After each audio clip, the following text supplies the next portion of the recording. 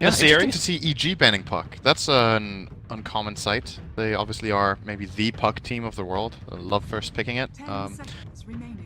Looks like Empire are in the same boat though. Else EG wouldn't be banning it when Empire are first pick.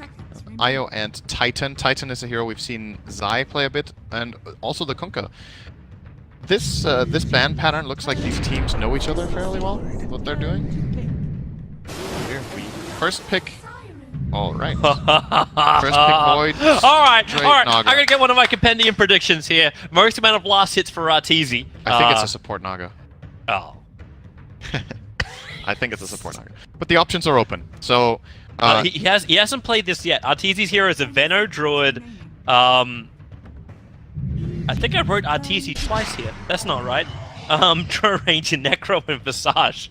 I don't know what his first hero was against TNC. But yeah, he hasn't had a Naga game yet, by the looks of it. Now, the reason they're grabbing Naga like this is support Naga is a classic counter to Void. You Chronosphere, and then you just Song of the Siren, and then you've like negated a very key ability. So EG are like kind of rediscovering some of the old forgotten counters almost. Like there's been so many Void games recently, but nobody's been running Naga. It works both as a core and as a support. The reason the support Naga is very nice for this aspect is that, you know, if you're primarily getting it for the song, you have it anyway. Like, it doesn't matter if you're a core or support. Yeah. And support Naga is more likely to be in the right position to cast it. The core Naga, if he's fighting, he wants to go in and deal damage with his main sometimes, or he's off split pushing. Whereas the support Naga will be able to be in the right defensive position most of the time to counteract play. I don't know if you referred to it was the IGV game from yesterday, right? When... Yeah, the support Naga for Zai. Oh, they did play it yesterday as well. Yeah, they did. So they played it. The other reason too why the ET bans come out is because both Crit and Zai have both been playing the Elder Titan.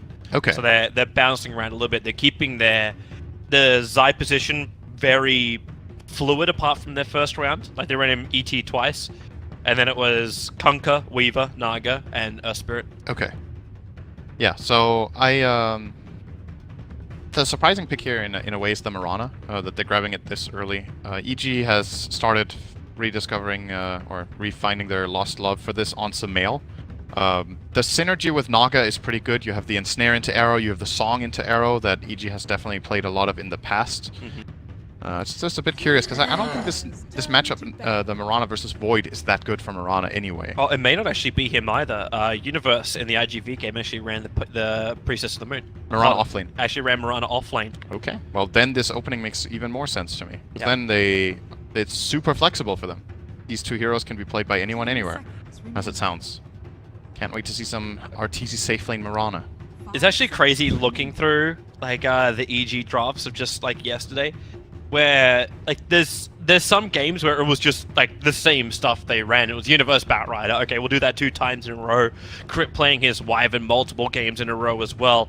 But then you hit the second and the third series and things just change up. So they seem to have a very set structure, and they're just like switching some in and out. Yeah, that's generally how it goes for EG during the first couple days of the tournament. They're like figuring out which ones of their strategies are the best, and developing a bit on them. So that's totally understandable. Now, we've talked a lot about EG. Let's look a bit at Empire. So they went for the Lich together with Void. This is a classic duo. Chrono into Chainfrost. Good dual lane. Void is survivable. Lich is annoying. It's a great friendship they have. They both look weird. The Pugna Lone Druid band stand out a bit. Pugna has 100% win rate after 5 wins. It was played by Sumail in a very quick win for EG. It was played yesterday by OG, I remember. I can't remember what the other games were. I'm not sure if I saw any of them. The Lone Druid was played by Arteezy in, I believe, 1 or 2 games yesterday. He won with it against Liquid, playing the ranged Lone. It was the second game versus Liquid that he played it. Yeah. Yeah, the Lone. Yep. Yes, I think it was only 1 game they played it. Yes, it was only the one. Okay, and then the Storm and Weaver bans from EG seem fairly targeted. The FN plays a good Storm Spirit, and the Weaver synergy with Void is nice. Not quite sure if the Weaver ban was that necessary, but the Storm one is just good against their cores. Or against the Mirana, it's pretty good against Naga. I'm assuming they're just banning out against Resolution. Resolution, obviously, the jump-in ban for Team Empire, but it's... Does he play safe lane Storm? He hasn't played a safe lane Storm yet. Resolution's hero is he's actually never played the same hero twice. He's got Necro Weaver, Arc Void, Dro, and Luna. And the Doombringer is a Team Empire special. Nice. But first time they're picking this one up in the competition as well. Good hero for Miposhka. He plays a nice Doom. Probably going to be him. It could be an off-lane Doom for Ghostic. I don't think we're going to see that so much, though. After what happened to the VP Doom at Kiev, it's different when you have Lich. You can do a lot of things when you have Lich. I think the possible logic here with the Doom is that, okay, we know why you guys picked Naga. We're gonna get Doom in the backlines and Doom your Naga so we can use our Chronosphere to play Dota. That's one way of thinking about it. The other one is we want to play super aggressive on your lanes and take advantage of the fact that this Naga is either as a core is very greedy and takes time to farm up, or as a support has limited potential to rotate and counterplay our Doom. Well, she can't actually counterplay the Doom at all, right? If you run Lich and Doom off, then that Naga can't harass anything. It's pretty hard. Like, the only thing she could potentially harass is the mid lane and run it more like a Night Stalker. Yeah, you can do that. I've theorized about this this Naga for quite a while as a support when people started running this like moving force instead of just flat out tri-lanes. That the support Naga could come back and just work by being decent in lane, having good base stats, and then transitioning into this like teamfight control with Song. But it hasn't really shown itself too much. Lycan into Nature's Prophet. Okay, so well, there's our offlaner now for Empire. More than likely. But it's the Lycan pickup. Like, you're talking about Team Empire's ability to be aggressive, to actually contest that safe lane. If it is a Naga and a Lycan together down there, Lycan has been notoriously weak in his early levels when under heavy amounts of pressure. Now you want to run a Lycan and Naga versus a Lich and Doom?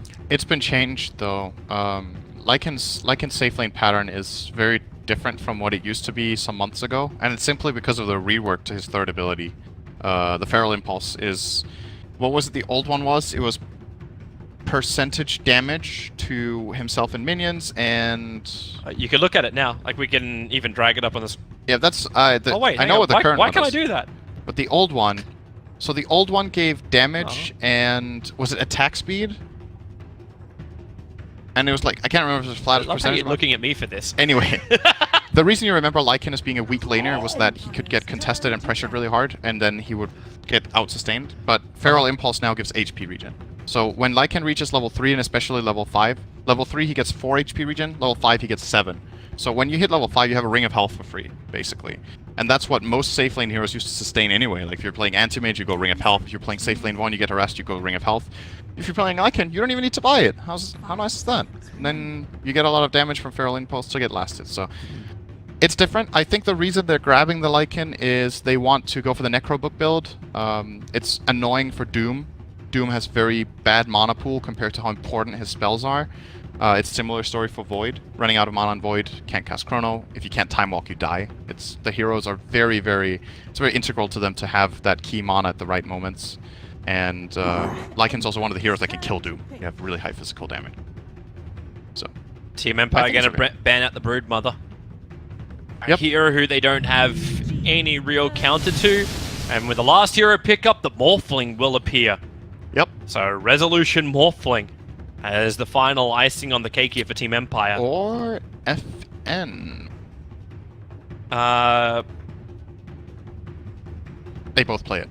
Maybe. They both play it. I think Rezzo's Morphling is one of the best. I think FN is also really, really good though, and it depends on how they want to put their lanes, really. Enchantress. Well, this is interesting.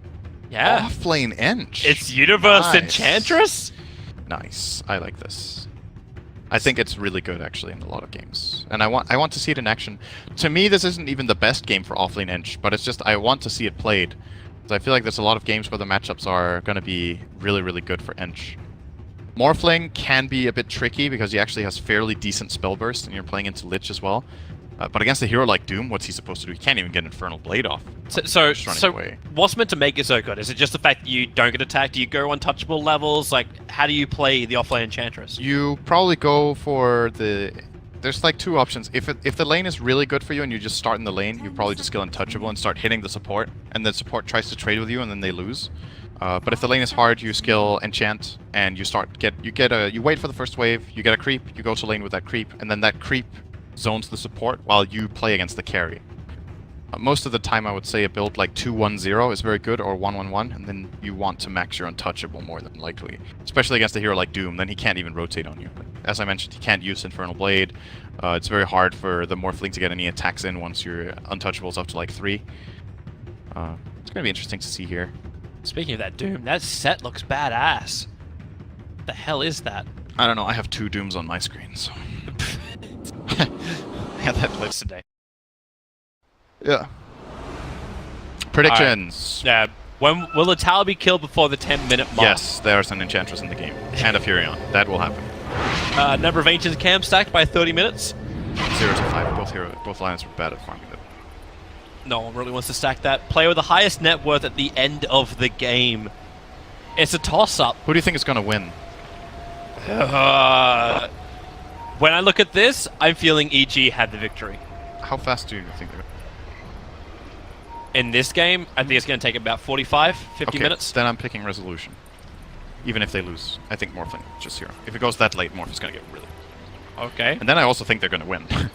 But I think I like Empire's draft a lot here, and EG comes down to like a lot about clutchness. I don't think their lineup is that natural in itself to play, whereas the Radiant lineup is way more, you know, it's more straightforward, easier to execute, and in my book has better late game. I think this Morphling is going to own if he has a good game. Yeah. So I'll do Rezo, and then the last one... I did Rezo as well, as the last person to die. Last player to be killed, you picked him? Yeah. I think he's the hardest player to kill out of everyone on this field. Because who else would you go for? Everyone else is pretty susceptible just to feeding themselves to save somebody else. Yeah. I'll do Lycan, I think. You do Lycan? I'll try Lycan. I think there's a fairly good chance that Arteezy doesn't get killed in the lane and that Morph dies once. The issue I see for Arteezy is the fact, like, when he goes to dog form, he's just going to get trapped inside the Chronosphere and brought down. That's the biggest concern I have for him. Yeah, it could definitely happen. It's just that, yeah. So, we'll see. Lane-wise, we're going to start with Ghostic on the bot lane, up against an off-lane Arteezy and Earthshaker crit. Puts the Doombringer into the jungle at the very beginning. Resolution will play that mid with Baposhka, so it's actually a Morphling and a Lich running this dual mid, and Zai is realizing very quickly he cannot zone this out to help out Samel, which leaves the last lane. It's the Universe who is running on the safer lane for EG, up on the top, up against FN's Faceless Void. So, should be a pretty quick level 6 up the Faceless Void. Not to mention the same for the Enchantress. It's a massively inch-favored lane, though. Universe is going to love this. He did go for untouchable level 1, so he can't pick up the Hellbed just yet to harass with it. It's just this untouchable actually just allows him to hit the Void kind of in the creep wave even. It's almost the same as having an orb walk, just because the creeps, the 40 attack speed level 1 is so good. They barely hit him when he goes for him. And this has happened again. It's the double wave of Sumail underneath the tower. Zai is just continuously just riptiding onto Resolution, who's very, very low. Don't make a liar of me, Resolution. He's going to salve up quickly. Oh yeah, you picked Morphling to die last, right? Yeah, I did. Do you have to have like a semi-sinister laugh there? I mean, it didn't happen. It didn't happen. That was not my laugh. It wasn't. But I know that's what I heard. I know you sound different to yourself, like your voice sounds different to yourself than to other people because of how it resonates within your skull. Really? The difference is not that big. And I already hate the sound of my own voice. Maybe that's why other people hate it more. If it's comforting, you don't sound like a witch. So thank you. You got that going. Thank you, Syndrin. Sound like something else that's bad, though. It's not a witch. It's called a foghorn. Naga. Oh, hello. What the hell? Not exactly where I thought Crit would end up. Well, Roger came in with a double damage on Doom, and he had the Hurl Boulder creep, so yeah, it's really high damage output when he comes in for a move like that. I guess the Toby 1 special. Missing First Blood. Resolution takes the arrow from Aposhka. And Snare into arrow is now the combination that EG are trialing. Pretty good synergy. Often you would think, oh wow, it's so easy to hit the arrow because you have like this lockdown of ensnare, and that's true, but you need to remember neither ability does really good damage. Fissure. So. RTZ triggering off the Howl. I'm not certain if that's actually meant to help him kill in a different lane. Zaya's also there because the Fissure kind of blocked him off. Now Roger beating into Crit. He's already thrown off his Hurling Boulder, puts down the Scorched Earth, so he's got the movement speed, but then gets blocked in by the Dire Creep Wave on one side and the Treants on the other. So powerful. 0 mana costs 125 damage. It's pretty nice. Just being able to walk in and throw a boulder onto the Shaker, harass him really hard. Bounty Rune. And, well, so far so good for the laning stage. It's pretty even overall. The Ench is ripping on yes, CS. That is the main thing. This Ench will have such a good time. And then the question is, how good is Ench this game against the cores of the Radiant? I think it's pretty good against Morph until Morph gets farmed. At which point the shotgun starts getting very dangerous for a hero like Ench with so low base health. But she's pretty good against Doom. And she is pretty good against both the Nature's Prophet and the Void. So they're roaming again. Crit and Roger having some fun.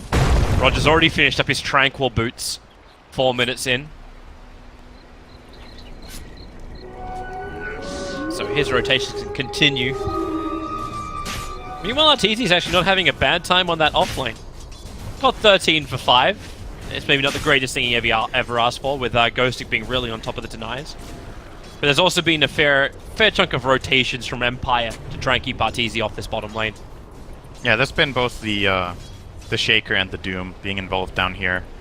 In isolation, Lycan versus Nature's Prophet, I think Nature's Prophet has a slight lead in the beginning, but once Lycan gets these levels up in Feral Impulse, he can start like, almost ignoring that the Treants even exist. So Arteezy is probably going to be okay, and that's something that's very interesting about this EG team in general and how they've evolved as a team, was that the old EG, it was very important that Arteezy had a good game, and later on they've started having games where Arteezy just gets sacrificed a bit, because all of them can carry each other, and it's more about like the overarching game Roger's plan. a little over-aggressive. In fact, he should be dead right now. Crit TP'd in a while ago, and with a Fissure, they'll block him, they'll hold him in position. Roger tries to slip around the edges.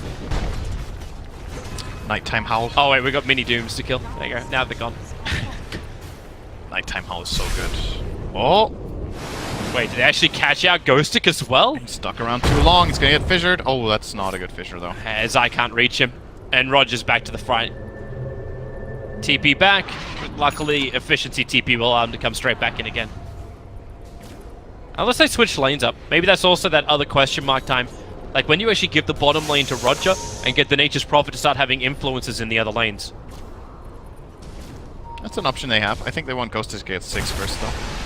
Pressure on RTZ again. Maybe a little Infernal Blade here. Oh. It's like Arteezy's not carrying too much. He's got the Shrine in which he can... Actually, no, they already burned the Shrine. He's getting level 5 now. That's the big... He's gonna get 3 in Feral Impulse and there's gonna be just fine. Look at his regen. This is without items, this Lycan. 9.3. It's just a constant tango, you know? He has a tango for the rest of the game. It's pretty nice. This Orb of Venom is being very annoying though. Orb phase, the classic Nature's Prophet punish build, is working out very well for Ghostic, so maybe Arteezy is gonna have a harder time than I expected. Crit's gonna come down here and just protect him a little bit. So the babysitting Earthshaker for the offlane. Hold on a sec. And Samel's having a good time in mid. Now he actually doesn't need the extra help from the Naga Siren. They're going to ensnare on bottom lane. The Howl coming off. Big indicator they're looking for a kill, but Arteezy getting hit by the Infernal Blade. Doesn't really feel like he can fight this, and Zai's on the run for mass amounts of Treants. Crit's Fissure will create a little bit of space with the trees. They get up, they block Zai in. He can't get out. Wherever he goes, a tree blocks his path. Either controlled or just environmental. But Ghostic, he doesn't have enough damage. Samael picks up a double kill at the moment. Fissure onto Ghostic. He holds him there. Ghostic needs to die. The Wrath of Nature will bounce around. And Samael will die to Resolution in the mid lane in the meantime. That was so sick from Zai. That play was so good. He walks into the tree line on the right side. He uses Mirror Image, and they kill all the Chrono! They killed all 3 illusions before they found out which one was the real one of Zai because of his movement pattern. They misled him really, really well there. Arteezy will burn to Roger. They stuck around too long. Now Universe. All that farm coming to the offlane. and look to fight harder. And I'm just wondering how Sumail killed these heroes mid. Like, I don't understand how that's even possible. He killed the Morphling first, and then he killed the Lich after. 1-on-2, while being dual laned by 2 heroes that were the same level as him. It's kind of unbelievable to me how that happened, but that bottom fight was really good to watch too. Can't work both once, you know? Gotta pick. Oh, arrow. Perfect. Hits on resolution. He already got the strength morph up, and he's got 2 stick charges. And the waveform. Sumail, the waveform, actually helping to dodge.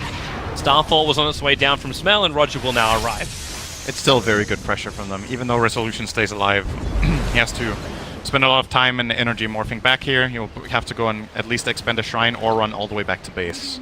Looks like it's going to be the shrine route. He wants to go use that. And morph up to agility. So Ghostic has to rotate top. Arteezy is there with him, so they're keeping the lanes paired at least. And then FN against Universe, he went for a 4-1-2-1 at the moment. They're going to go for a little bit more of early drums. Damn FN. When he's got a Time Walk and then gets enchanted again, doesn't have Time Walk available. Roger, in the neighborhood, can look for the Infernal Blade, takes forever to swing. In fact, he never even got it down. 4 points untouchable. This sword is heavy. Sumail. That is like the worst. Hitting with Infernal Blade onto Enchantress is the worst. Wait, they're actually still fighting? Sumail leaps out. Resolution. Sumail shouldn't find the kill. And Ghostic is having to defend the top lane. Arteezy just cut through the Quelling Blades. They can still keep beating into the tier 1 tower. Fortification will slow things up a little bit. And Doom's rotation. It may not be enough with that EG aggressive ward on the hillside. They have a lot of vision around this tier 1 tower, so they know exactly what they can get away with. And if they don't go down a bottom lane, Universe is just going to take the tier 1 on bottom anyway. Well, he's going to just sit here. It's very difficult for the Radiant lineup to kill this Ench at this current point in time. So Universe knows that they will have to bring like 2, maybe 3 heroes, and if he gets killed by that, then so be it. It's a big rotation, and if they don't come, he's going to slow it. I was going to say they're absolute bastards for not killing off a tower before the 10-minute mark. That didn't happen. We got so many low tier 1 towers on Empire, but EG haven't committed.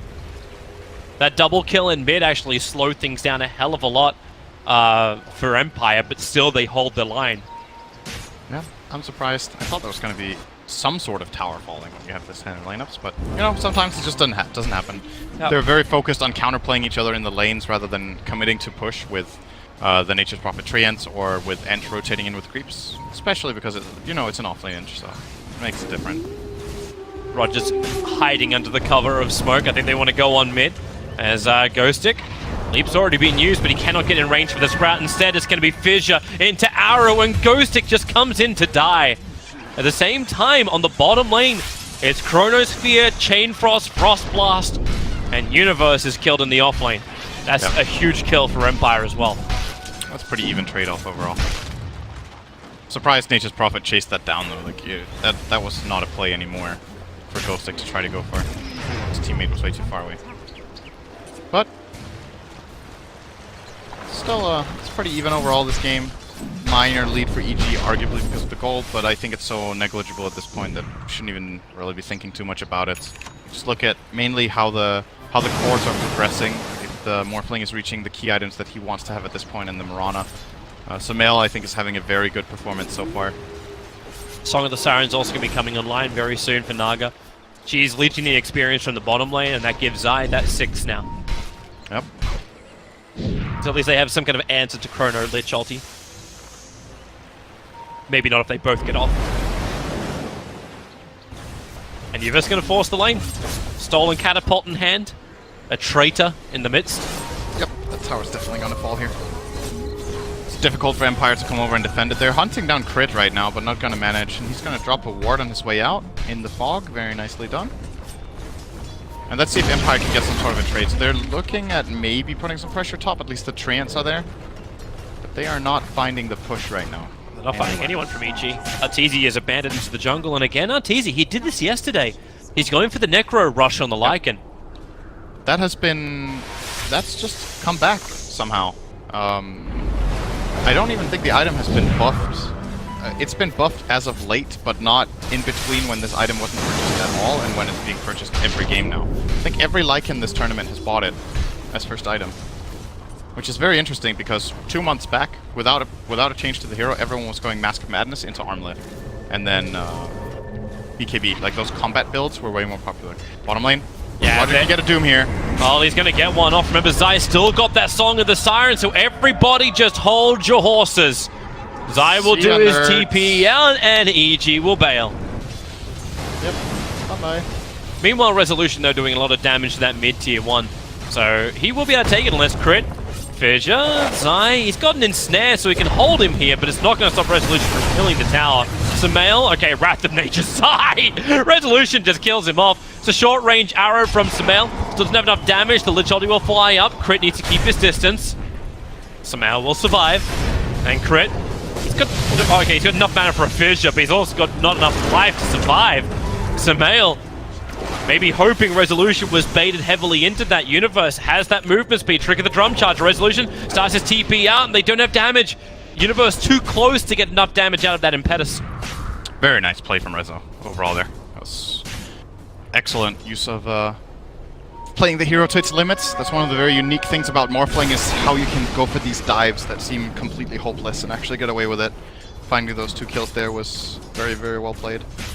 And because of that, he's kind of tied for first place now on net worth. And he's going straight E-Blade. No Linkins or anything of that sort this game, just straight into that shotgun. And then Ench will have a problem. I think we might need to see more than just a cloak come out from Universe here. He might have to complete the hood. Oh, he is actually building the hood. Drums hood into Pike, it looks like, will be the route for Ench. So try and tank it that way. I'm still interested to see how they... because the reason why I'm kind of leaning towards EG as far as victors in this game, it's just because the Song of the Siren control to reset seems to be too strong. Yeah. And allow the Lycan to basically do whatever he wants or protect that one core. And we saw what happened yesterday with TZ's Lycan. You win one fight and you win it all. But at the same time, you don't really have a great big follow-up to the Naga song. It's always a get out of jail free card. Yeah. I have seen this game so many times. This exact game. Resolution uncountered Morphling with a good start. Yeah. That was half of DC's games at TI6. Or at least a lot of them. They had so many Reso Morphling wins where it was picked late in a great game. Oh, they're going to fight mid. Looks like the arrow connected over on the Doombringer. Sumail comes in range for the double starfall. Hits heavily onto Maposhka, who will evaporate under Arteezy. Lich Ulti continues to bounce around, but Ghostic trapped in the trees. Once again, a good old tree trapping. In this case, it was the Wolves as well as the Necrobook Micro from Arteezy to be spot on. And EG rotate quickly down to the bottom lane. Universe with the Soul and Catapult has already done significant damage to the tier 2 and should claim it now. If they can get backdoor regeneration to turn off. Yeah, he's gonna get it now. There's a TP down though. Are they interested? Oh, they're gonna try to kill here. Morphling is coming in from above. And Lich in the lane. The Observer Ward sees too much. Crit will... Waveform? Oh. Clutch. Needed to be able to see him properly. Yep. The Catapult didn't kill the tower. It's got 22 HP. So someone will have to come back to deny this. That'll be Maposhka. Needs 2 hits because he put ice armor on it. Working against yourself. Wasted efficiency. It wouldn't have stayed alive if he didn't.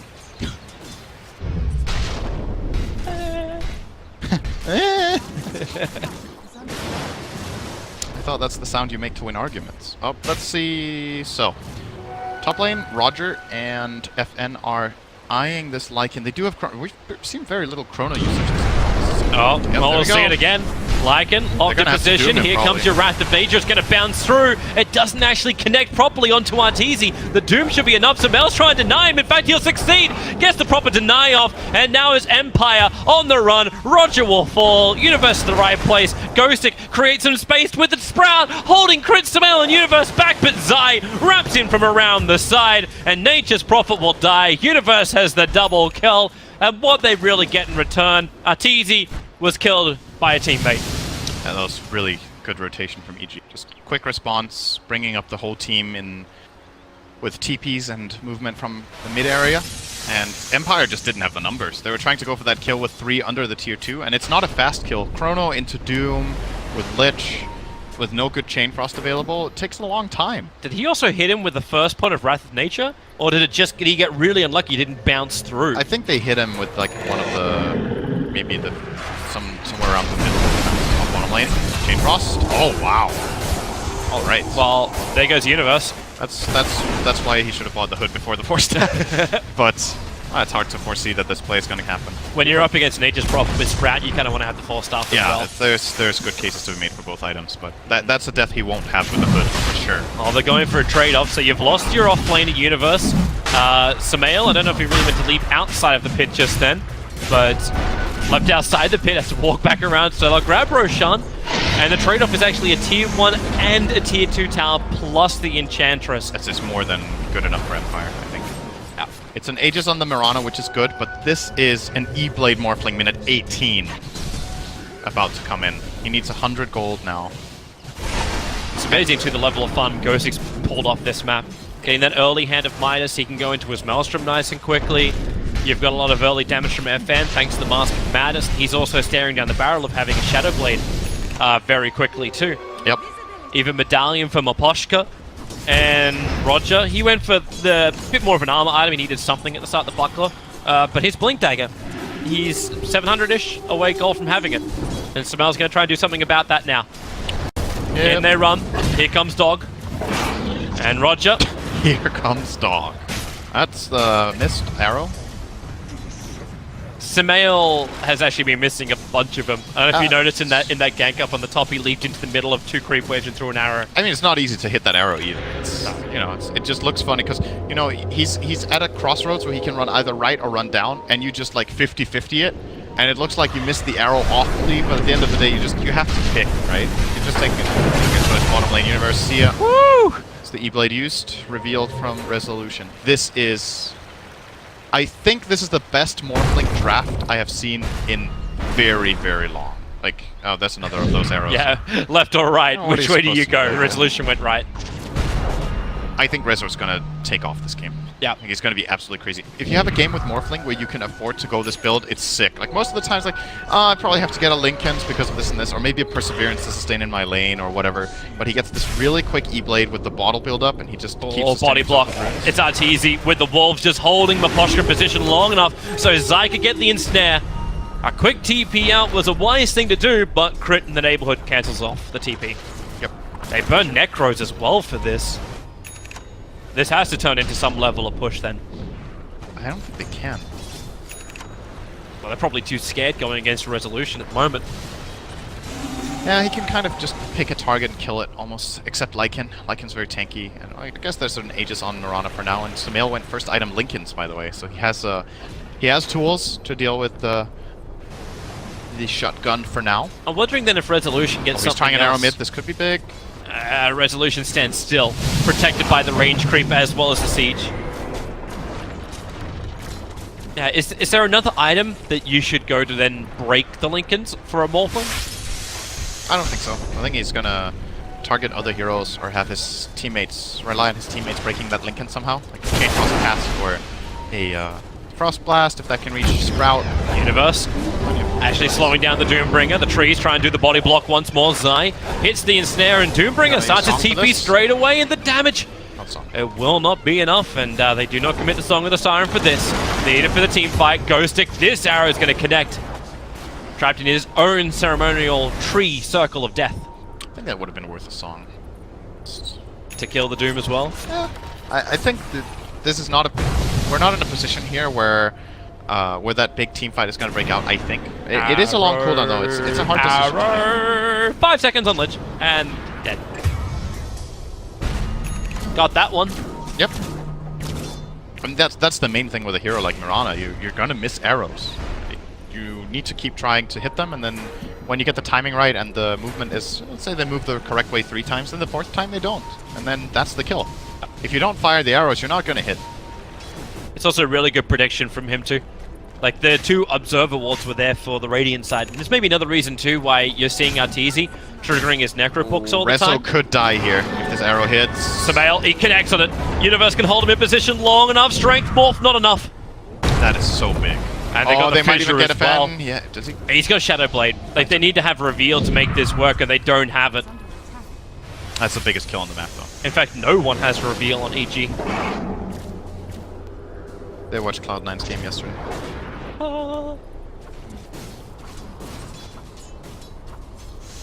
Look at Sumail's confidence, the way he's like moving around the map. And it's just this Lincoln Sphere that gives him this big feeling of safety. He can't get stopped by Doom.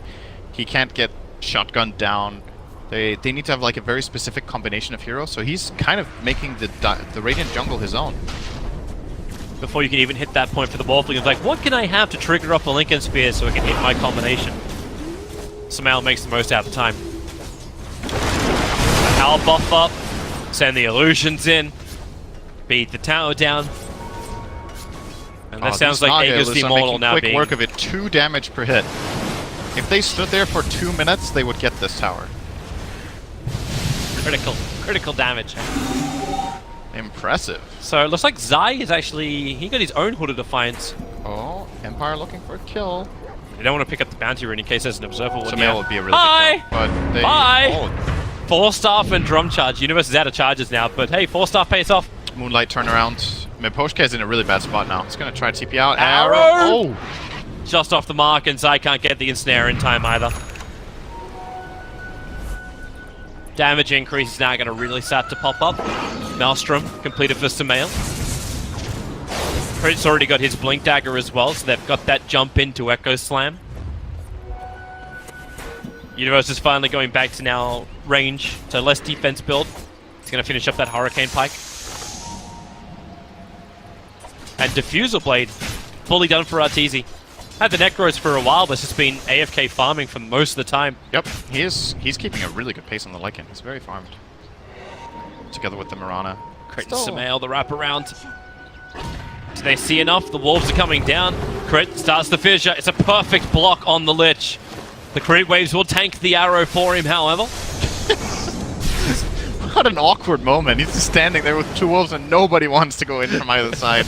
Nobody's helping him against the wolves. Nobody's going on the Lich. He's like, oh, okay. I don't know what to do with this. I just caught a fish. I'm not certain if it's the right size. Yeah. Like, do I throw it back or do I actually eat it? Is this legal? Well, for now, EG are happy just to move back into their farming position. Same for Ghostic. He loves this. The longer this game drags on, the more he can split push, the more his minus will go to work. And the better opportunity maybe FN can find to synergize with his ulti and to give Resolution more space to farm. Resolution now working his way into that Manta style. So lockdown control on him is going to become 10 times harder. Resolution! Oh, he jumped in. It was actually the replicant. One last little swipe onto Crit. He could still be in trouble, find the kill. His mana's pretty low. Sumail has definitely got eyes on him right now. Intel tread switch and then just waveform down. Arrow Shrine's available and well, the arrow, it flies and it does hit Resolution, but he's already into the safety of the Shrine. And Arteezy did burn Necros before, and he just burned his Wolf form too. I wonder how EG are feeling about this game, like the progression of it relative to the draft they have. If they feel comfortable that it's alright, we probably feel like this game is even right now, like both teams are farming, but we're going to be able to take it late. Because I'm not really feeling that when I look at the draft. Like it just feels like Empire's late game will be so dangerous to play into. You're fighting into Chrono, this fat Morphling, Doom is always a threat in the late game. You know, I can't help but agree with you, but I know there's one thing that EG will always hold on to. You get that huge Echo Slam in from Crit, you get the team fight win, and then the pushing speed and damage that comes from Arteezy will be insane. If they land a great Echo, then for sure. But the question for me is now if that's what they can do. FN, Chrono's on bottom lane, Resolution's going to come and join them. Doesn't want to let anything go, the arrow flies through both FN as well as Resolution. Zai not wanting to turn off the Song of the Siren. Arteezy's here as well, Ensnare, tries to hit Resolution, he waveforms away at the right time. And more trees get created, more and more support comes in. Actually, as I say that, FN TP's back to base. He is no longer here for the fight now that Chronosphere is gone. He wants to complete up his Diffusal Blade before they take the fight. Yep. Oh, there's a full Mjolnir now. And this actually Prophet's getting farmed as well. Yeah. All of the cores in the game are actually faring very well. You know that longest game in the tournament that could happen? It could be this one, yeah. It actually could be this one. This game has the potential to go very late. at the same time, it also has the potential to end in like 15 minutes. Like, this game is very unpredictable right now. If that happened, then it was like EG taking like the unbelievable fight against Resolution while his buyback's down, and then they win. Either that, or they get like 1 or 2 good chronos, and they just push with this Manta style that Morphling has soon, and he just gets 1 or 2 lanes or axes. Both lineups are very, very fast at punishing if they find the right type of fight. But it's been very even so far, so those moments haven't really arisen very much. EG were looking for an opening. They don't find anything. They moonlight shadowed and found absolutely nothing. Chrono is still on cooldown, so I think Empire are just going to take it easy and be happy that EG's move was unsuccessful. And they're just going to keep the split push up. That's another aspect we haven't really talked about. This Radiant lineup split pushes super well. It's not only the Nature's Prophet, but you have Nature's Prophet, and you have the Replicate to play around with later. And then if EG want to try and go and deal with the split push, there's the threat of the Shadowblade Void just popping up and killing with any of the cores that you're going to counterplay. So, and even if they deal with a split push, like even if they push the lanes in and they want to go high ground, you're still going high ground against a Chronosphere with a Lich. Like, against massive pop damage coming in from a Morphling, which is going to delete one of your heroes at the start of the fight too. It is difficult, but EG are playing the game very well, I think. They're not really gaining an advantage, but they're keeping the status quo against a lineup that finds this much farm, and they're avoiding getting picked off, and they're counterplaying very well when these Chrono attempts come out and the Doom comes out. They're very fast to TP in the Song and the Siren, so they're definitely playing the tools they have very well. I want to see that moment in this game that, you know, that just makes me like, okay, EG can totally just win this game right now. And I feel like we've played for 15 minutes now, and that moment just isn't happening. Like there isn't that timing where you're just like, oh, this is what the lineup is meant to do. But I think they're still trying to work it out themselves too. You saw on bottom lane when you went for the Song of the Siren, the arrow flies out from Samel. Samel's like, I want to kill now. And the rest of them were just like, I don't think this is the opportunity. So they had to work it out themselves. Maybe they have a 5-man smoke maneuver. They come down. Universe, actually, it has his smoke broken by the Lich. Oh, they get broke, maybe. That'll be... This. That's big. It's FN's coming in. FN's coming in. Where's the vision? Where's the detection? I'm seeing observer wards. The necrobooks are up inside the pit, so they'll see FN if he walks in. But now the Chronosphere. Time dilation starts, and Roshan's really, really low. He time walks away. They get the Doom off onto crit, but Roger is going to lose his life for this. Universe just doing the work. Now the Chrono on the back lines. Resolution is going for the rack. It's classic Rezo style. Lycan, Arteezy, he'll bring down the Aegis Immortal. Roshan is theirs, but Resolution, he's almost finished the melee racks. Ghostic will join him, and they get it. Do they get out safely? Ghostic starts his TP. The pop will actually go on Lycan, but Universe doesn't actually have a stun. Both of them don't. They have to accept the fact, yes, you got Roshan, but you just lost your bottom lane. Yeah, that's what's so dangerous in this game, again. Like, I feel like this moment just showed everything that can happen, right? Like, there's constantly the threat of the Void going in for the Chrono that they need to play around. There's always the split push threat, and this whole team fight that can just come together. And EG have to maneuver all of these difficulties in the game, and they do get the Roche, they get Aegis and Cheese, they got kills in the pit, but it did cost them. And that's overall a fairly even trade at the end of the day. Like, they didn't really lose gold or experience in that sense. They lost a bit of map control. But you're up against a split push lineup, and now your bottom lane is going to continuously pressure. They need to use this Aegis and Cheese, else this was not worth it at all. They found an opening. It's going to be Nature's Prophet. Crit trying to keep him there. Doesn't have Echo Slam, but together they will stand inside the trees again. And Crit will slam him down. So no Nature's Prophet for 51 seconds. He has buyback available. But Arteezy also has to... He could get chronoed here. Yeah, they're looking at it. They don't have it. Oh boy. So he just triggers Necro Books. There's your E-Blade pop. Actually decides to Adapted Strike and Melee Creep and FN. No Time Walk. The Fissure will hold him there. Faceless Void is down. So now this is exactly what we were talking about on the other side.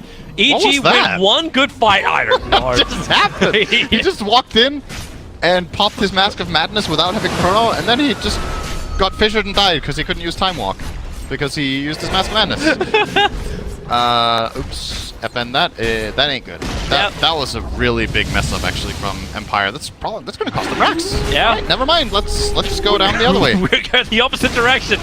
You lose one bad fight, EG can push, but how much damage can be done? Resolution's going in through the bottom. He's finishing up the range racks, but EG, you've got to like it. He just lost his Necro Books. The Howl is worn off. They're still beating into the tier 3 tower. Resolution's going for tier 4s. Come on, Resolution. You can't be serious. EG won't take you serious for this, or maybe they will. Roger's here too. They're beating the tier 4 towers down. Resolution will keep going. He waveforms over the Echo Slam from Crit. It doesn't have its effect that he wants. Resolution needs one more hit. He'll jump down to the Replicant, which is all the way down in the bottom lane. As Roger, TP start, blinks in a couple of seconds. Arteezy will find him. Crit will come in for the stun. So Doombringer will lose his life. But is this really now how Resolution sees he wins the fight? Samael almost dying, will die. Ghosted gets the hit in. But Melee Rax has been lost on the bottom lane now for Team Empire. Oh, Arteezy is actually maybe going to kill him. Oh, just got enough mana to TP out there from the shrine. Speaking of which, Arteezy will get rid of that now. This is so crazy, actually. This is anyone's game on any front. Resolution is now just open up the bottom lane. That if it happens again, he'll just TP in and then take out the tier 4 tower and open up the fortress, open up the ancient. EG still have the cheese, however, and it's important to keep in mind because yes, they lost. You know, I wanted them to use the Aegis and cheese, and they used it big time, right? They got 1.5 lanes of racks, and Sumail got multiple kills. I don't remember if he forced any buybacks, but at least he got the bottom racks by using his Aegis. So they made sure to get value out of that advantage that they had, and it makes EG. It puts them in a really comfortable position. Like this 8k lead is pretty big. Racks down on both sides still. It's a considerable amount, minute 34. Yeah, now both teams are taking care of the shrines on either side too. So they're all like systematically removing the outer points that you can move to. Fortunately, this super treant that Universe took just had Howl, and it's kind of beating all of the 4 treants that are hitting the shrine. What a great fight this is. That's what I watch Dota for. I just want to see nature fighting itself. It's PvE versus PvE, but all controlled by evil masterminds. Yep. Puppets on strings. And this game... Never believe anyone's won. So how strong is Resolution really getting? Like, if he's going to go in for this, he's building in towards Ascari as his second item. That's a lot of survivability. I thought for a moment he might actually try and go for more... I don't want to say building killers, because Ascari's going to help him do that anyway. He could go water. That was another option. It's good against the Lycan and the Maranas item builds, and it gives him damage on the shotgun. Both won't go MKB unless they're really forced to. Yeah, and it helps him push faster. But the Scotty is just a nice, well-rounded item. He's had some mana problems in a couple of fights. That might be what's making him go for this item. Just so he feels confident that he can go in, fight, and still get out against this Necro book that's been really annoying. An alternative choice could have been getting a Linken's now against those Necros, just to be able to break the mana drain, but I think Scotty is just a superior choice if that's what you're getting it for anyway. The Moonlight Shadow, they come over. That Observer and Sentry. The Sentry's just out of range of the Obs, so Empire won't know the vision was planted down, but they know that something's up. They're already hiding in the tree lines. The Shadow Blade triggered off on the Faceless Void. He's still a little bit short of his BKB. That's why he came out. He's looking for the farm, and I'm looking at Resolution's Replicant on bottom. He's pushing the top lane, he's keeping Lycan there, Quick and reaction. now Prophet TP's down to the bottom lane. Oh, Sumail. Oh, if they would have seen that, he just leapt in and got stuck in the trees close to the tier 2 tower, but they saw it too late and he TP'd out immediately. Resolution's not showing himself on the bottom. Miposhka, TP, not gonna work. yeah, well, He seems to be very much alone. it's one of those moments where you're a poor support and you're split pushing this side of the map. You're like, okay, 4 heroes come get me, I pay for information, and my kill is very low value, and I keep trying to shove the waves out and just do something. I think in this instance, that wasn't really worth it just because he kind of knew where they were anyway. Like, they blinked down to try to kill the Doom at the tower, and he blinked out just as fast, so I feel like the information was already available. Arrow, mid, FN's dead. That damage from Sumail is just so quick and heavy. FN didn't stand a chance. That was without Howl as well. He even has more damage with that. There was actually one thing I was wondering about. Now the more I'm thinking about it, I like Zai's choice more and more. The Blink Dagger onto the Naga Siren. That's good. Because it means that he can be that blink into a quick disable, blink into the perfect Song of the Siren position, blink into putting in an Observer Ward, and gets the song off. He's blocked. But he can't get out. But then again, he can. In 3, 2, 1 is... Nice okay, juke. well, Resolution will do that. And then Adaptive Strike. He blinks down. Resolution, get the hell out of here. Does he actually have... He does have a replica to jump to for the moment. He's got Mana Style available, but not anymore. Out of mana and out of life. No buyback for Resolution, and Zai just applauds himself for a great play. That's his second really, really nice movement with that Naga. And the second call from Beautiful. Empire to die in the space of 1 minute. The ward just got pinged out by FN as well. He pinged it. There's no way he did that without having vision on you the whole time, Rizzo. It's like, else why did you even fight him in there in the first place? But that is his support, setting up a kill on the most farm here on the Radiant side, and pretty much putting EG in a great position again. Poshka. Yep, see ya. He actually needs to stay alive. Like, his combination with FN is what holds the high ground for Team Empire. And that's all they have to do. Hold the high ground, because if they lose another lane of racks, even with a split push lineup, it's going to be difficult. He's going to buy back to use Ice Armor on the tower. Yeah. And also be in the right position for FN. They need to buy 20 seconds here. Oh, hang on. Who is... Okay, yes, it's Roger who is TPing back. He's got more boulders to hurl.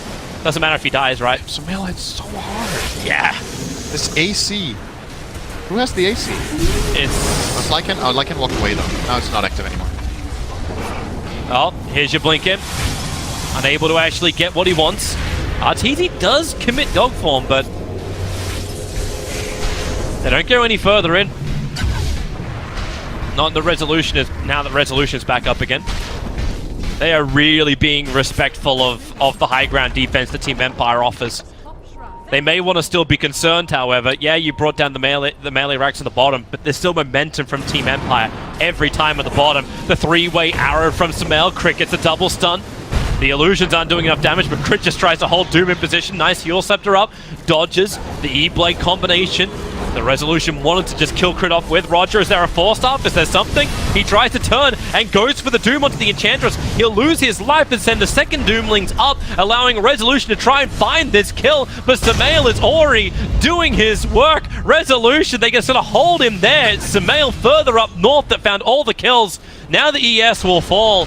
And Sumail, FN, time lock. How many locks can you get? The E-Blade pop is there, but Mirana having the extra life. She's being triggered. Resolution tanking up and actually dodging the arrows. Arteezy's back into the fight. Where's your time lock? FN will get the kill. A huge streak to end, but Morphling is down too. FN will fall, and the last surviving elite race is that of the dog. The Lycan will survive. He's going to force a buyback as well. There's one from the Prophet. Yep. But the bottom lane is still pressuring in. Everyone has buyback available apart from the Lich. EG has been doing such a good job at just combining spells and finding openings. I feel like the last... After we had that like big lull for 10-15 minutes from minute 15 to 30, they have just been making the superior plays. They're finding better picks, they're making better coordinated movements, and Empire are a little bit less connected in their plays. And that's what's costing them. This move they got bottom where they got the racks was a really good trade-off, but after that there's been like these slip-ups here and there, like Morphling dying on the right-hand side, the Void dying in, I can't remember which moment, like these multiple kills on the Lich that just in the mid lane attack. Yeah, and the Furion has been caught out like multiple times in the Dire Jungle, and this just adds up. Like EG are just getting way too many kills. And they're outplaying Empire. I still really like the way this game was going with Empire's draft and everything, but you gotta give credit where it's due. I don't think this is a draft win for EG. I think they're just showing they're the superior team in this matchup. Well, EG are now going to go for Roshan. Universe happy to sit in the front lines. Morphling and Void are now respawning, and Prophet, yeah, he feels something is awry. Sprouts for vision only, doesn't have the ability to summon treants just yet. Zaya's trying to keep that bottom lane at bay, but he doesn't have like a great counter-pushing lineup. Item build, sorry. Let's see here. There is a smoke available for Empire. This Roshan is probably the game. This is the game-deciding moment. If Empire take a good fight here and get the Rosh, they could look at a second lane of racks, depending on the buyback status of EG. They actually have plenty of buybacks, but they could at least do a high amount of damage to their economy. Or if EG gets this Rosh, it kind of feels like they can just brute force down the final racks by using Lycan in one of the side lanes. And they found Universe. They're trapped inside the Chronosphere. Samel, what do you do? Moonlight Shadow throws out the arrows, but already they find the kill. The BKB isolating FM because the Song of the Siren from Zai kept everyone else asleep in the 3-man stun and Echo Slam. Crib will keep the control up. Morphling has to jump back out, but he can't get away far enough, or can he? A quick Yaw Scepter up. He says, E-Blade Pop Comic, can he kill somebody? No, it's Crit who will kill him instead. And that may just be the game. Buybacks, Morphling, and Void will have to commit both of theirs, but no Chronosphere available. This bottom range rack's likely to be the only thing that stands. It's not standing. Oh, they're actually splitting it up perfectly. Samael with the trip arrows once again flying out. They move over. Megas are up. They'll trigger the Lincoln Sphere with the Sprout, but already you'll lose the Nature's Prophet. And if Resolution dies again, then this game is over. And in fact, it already is. GG is the call. Evil Geniuses take game 1 at the 43-minute mark. I almost called that one perfectly. Said 45. Yep. Woo! Yeah. One fight, and the damage was done. That's all it takes if you find the right opportunities. EG played this mid late game very well. I've said it multiple times, but that's at the end of the day, that's what it comes down to. They found the right opportunities. They combined their spells better, and Empire's lineup had the potential to do something similar. Like if they find a good Chrono into Chainfrost, or a good start of the fight with a Doom into a kill from the Morphling or whatnot. But it was always EG, and I really think this support Naga did a lot of work this game. He set up this key kill on the Morphling on the side. He had some good moves early, and he was the hero that made it difficult for Empire to find the fights they wanted, because they always had this in the back of their minds: we can't go, we can't go, we can't go. Their song, don't go. So then you turned to the split push game. Then Resolution did the fantastic thing, taking out the bottom racks. Everything looked great, but the fight worked out. EG win game 1, and we'll be back for game 2 after this short break.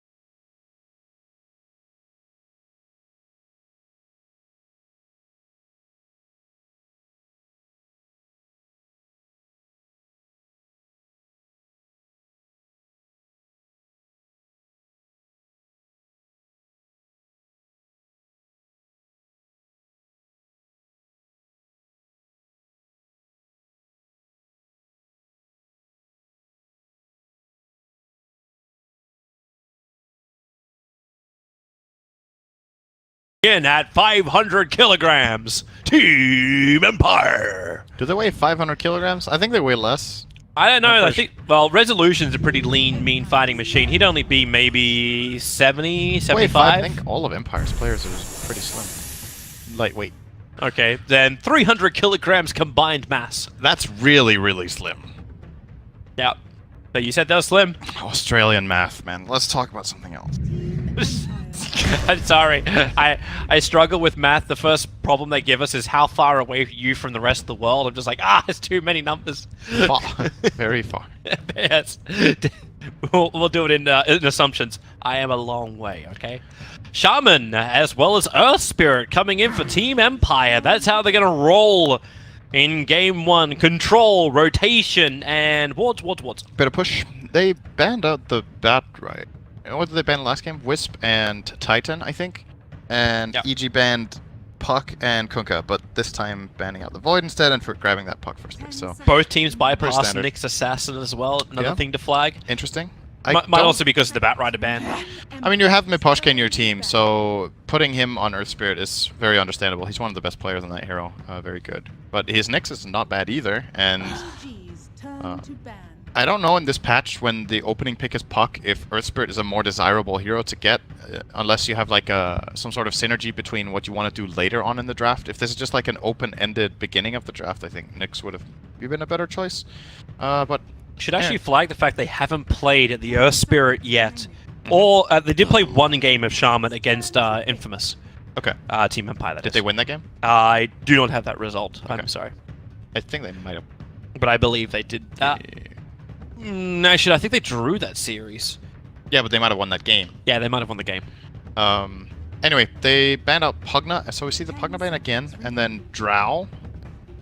I think that's a good choice when you're playing against EG's Puck opening. Get rid of the Drow if you feel like you have a ban for it. Even if Shaker is maybe not the most obvious hero for Majaro strat, you don't have to worry about it later. It's You the can focus on safetiness. others. Like, Yes, exactly. I'm not going to get Dro stratted out, and I cannot deal with the early game pressure.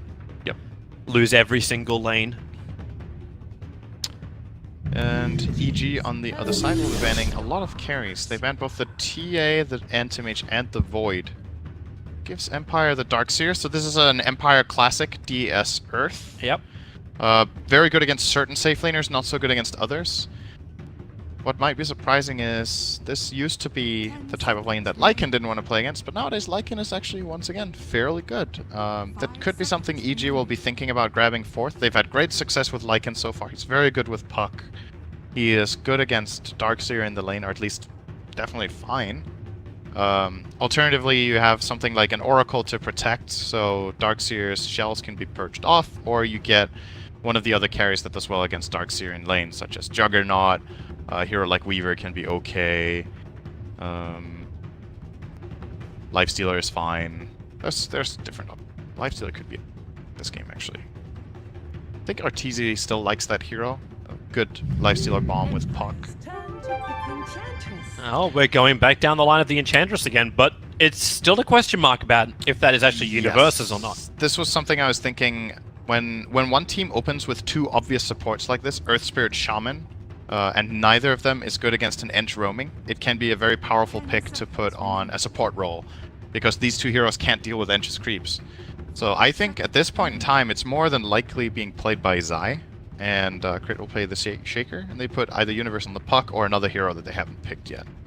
Are you Puck okay Ench with that? is really good. Like both ES and Enchantress supports, do you not feel like your lane's gonna be a little bit too exposed? It's okay. If your safe laner can play against Darkseer, you're fine. Because this Ench will destroy. Like, if it's a support in this game and he does well, he does really well. Putting the Puck in the offlane, for example, can be dangerous when you're playing against Shaman. But if you just rotate Ench in with creep, Shaman can't even lane.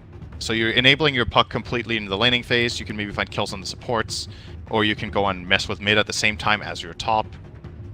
Plenty of options. I think this is something that Empire were not expecting, and that is taking them a lot of time to find out. How do we solve this problem? Do we get a carry who can just stand on his own top? Yeah, do you go the Morphling again? He seemed to be pretty adept at killing off the Enchantress when the E-Blade came up.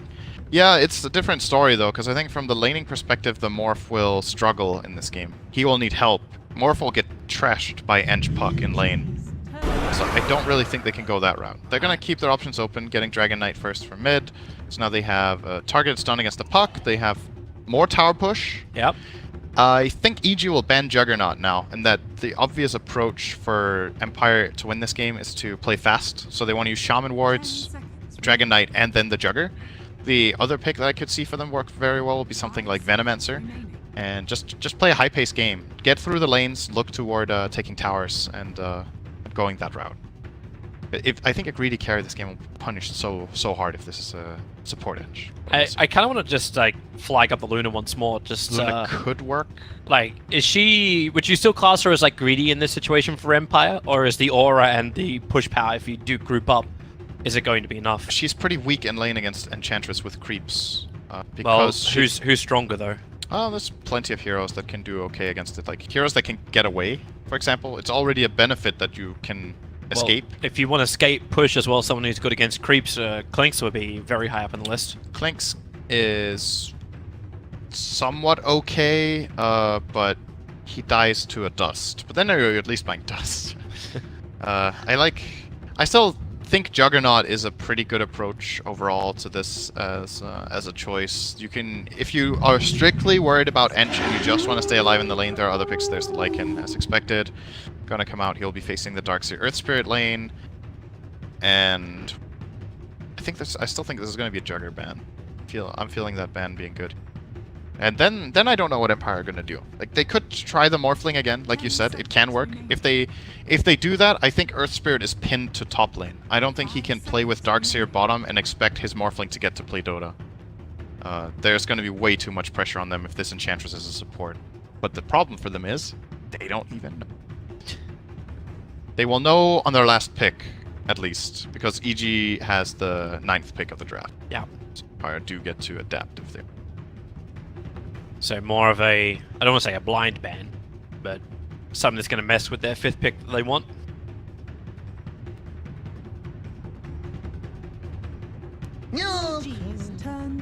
So they take out the Timber Saw.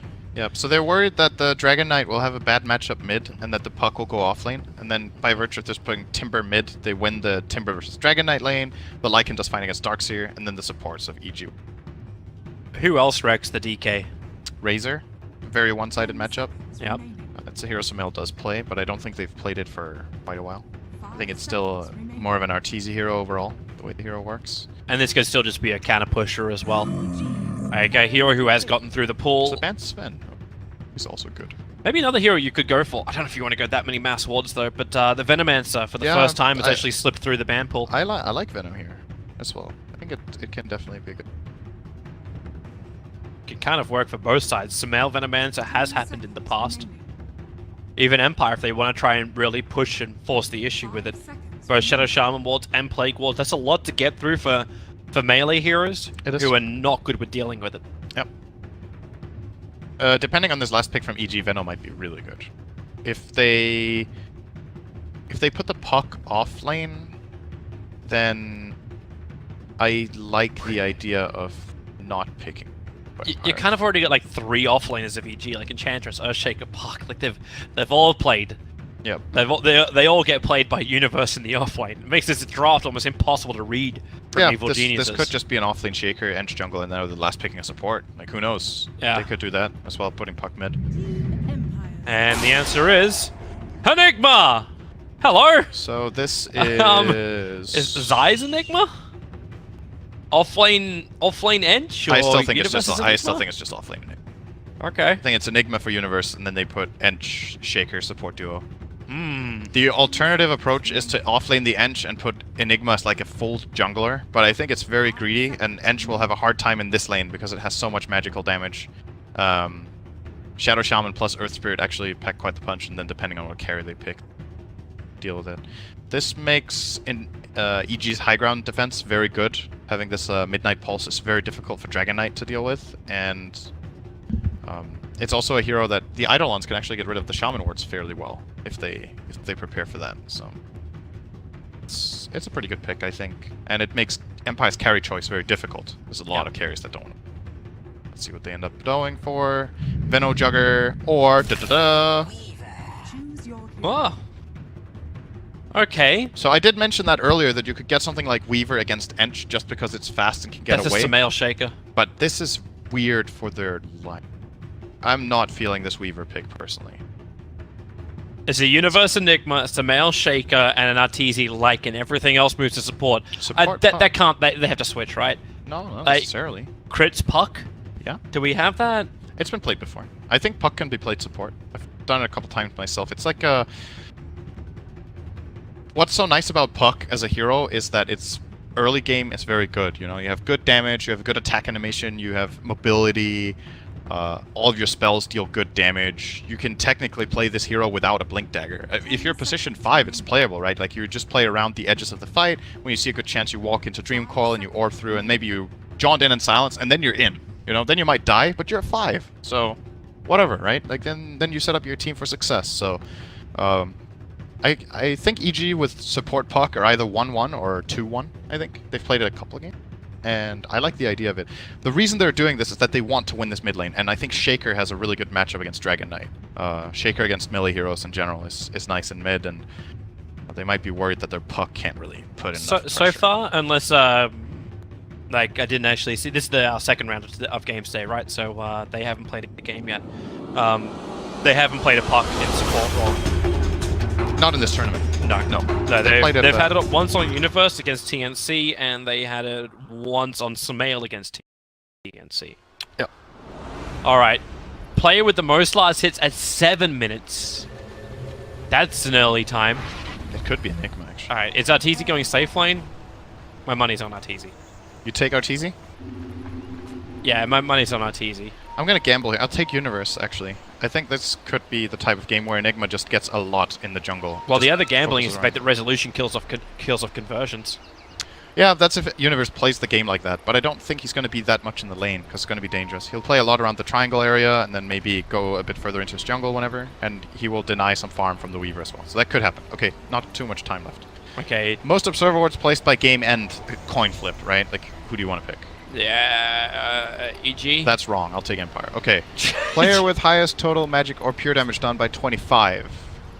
Well, the Darkseer is the one we didn't go with last time. This time... And yeah, Arteezy will be on the lane taking the damage. Shaker does a lot of physical... He does, like, mix, but not really pure. I think DS is a good guess on this one. He's also gonna combo with the ES. And there's so- multiple melee heroes that could take shell damage. I think Darkseer is a really good choice for that. Lycan's going to get hit by shell in the lane as well. First Roshan kill has to go to EG. Their lineup is just so nicely built for it. Both lineups can do it. Yeah. I'm with you on that. I think we'll try for each. The only thing I'm uncertain about is the Arteezy. For a player with most last hits. But I'm going to commit. So is the rolling boulder forward. Empire grabbed 3 runes. Roger able to steal that rune away from Crit, who just orbs away. And Arteezy already moved back for the lane. So it's going to be an aggressive lane here from Empire. I want to change my prediction. It's not going to be Arteezy. Balls! Naposhka and Roger are up here with a dual aggressive lane. They're going to combo with Resolution. And thanks to their Observer Ward, they already see Crit in the neighborhood. It puts Darkseer against an Enigma. Not a bad thing for Universe if he wants to convert the Iron Shell creep all the time and then focus it with conversions. And then Samael versus FN, the Earthshaker versus the DK in mid. And then, of course, Zai. Yep.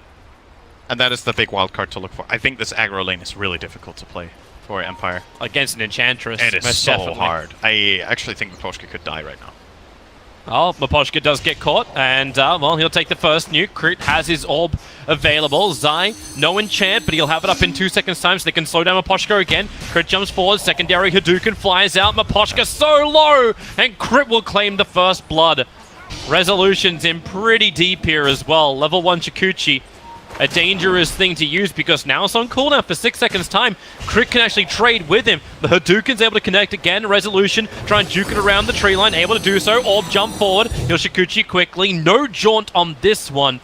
Not when Maposhka and Roger are back into the lane. I don't like this play call from Empire. I think aggroing here is a death sentence for themselves. This lane is... It's not happening, man. Like, get out. Resolution's just taken so much damage as well from just this one Sada Banisher who's Tormentor that's rotated over. If they can kill it, Zai deny? No. Good try. Something is gained. Yeah. But this this is not ill-advised to go aggro into Ench unless you have a really strong... Oh, crit! Well, if he wants to give him a kill, then maybe it's going to work out a little bit better. So he was just a bit out of position there and got caught by the shackle. It's the same time as Zai was backing up. Exactly. The way you play this kind of lane around Ench is that it's Ench's lane. You know, it's Ench calling what he wants to do. You play around what the Enchantress does, and then he is the shot caller, basically, more or less for this lane. Like, but now this lane also changes. That you're bringing in a set of mindset. He's going to burn off all the mana of either Miposhka or Resolution. They need to get rid of this thing fast.